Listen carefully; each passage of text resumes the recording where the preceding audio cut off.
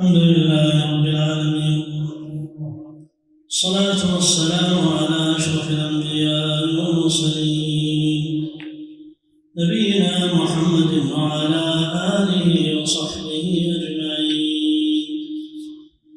قال الإمام النووي رحمه الله تعالى في باب الخوف: وعن أبي هريرة رضي الله عنه أن رسول الله صلى الله عليه وسلم قال: يعرق الناس يوم القيامة حتى يذهب عرقهم في الأرض 70 ذراعا ويلجمهم حتى يبلغ آذانهم.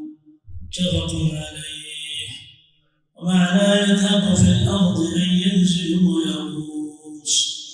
وعنه رضي الله عنه قال: كنا مع رسول الله صلى الله عليه وسلم إذ سمع وجبه قال: هل تدرون ما هذا؟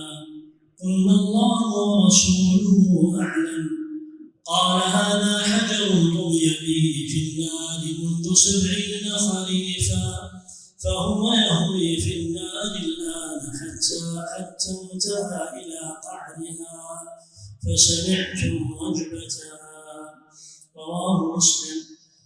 وعن عدي بن حاتم رضي الله عنه قال: قال رسول الله صلى الله عليه وسلم: ما منكم من أحد إلا سيكلمه ربه ليس بينه وبينه ترجمان، فينظر أيمن منه فلا يرى إلا ما قدم، وينظر أشأم منه فلا يرى إلا ما قدم، وينظر بين يديه فلا يرى إلا النار تلقاء وجهه، فاتقوا النار ولو بشق تمرة. متفق عليه. وعن أبي ذر رضي الله عنه قال: قال رسول الله صلى الله عليه وسلم: إني أرى ما لا ترون، أطت السماء وحق لها أن تهد، ما فيها موضع 4 أصابع إلا وملك واضع جبهته ساجد لله تعالى. ولو تعلمون، والله لو تعلمون ما أعلم لضحكتم قليلا ولبكيتم كثيرا، وما تلذذتم بالنساء على الفرش، ولخرجتم إلى الصعودات تجأرون إلى الله تعالى. رواه الترمذي وقال: حديث حسن.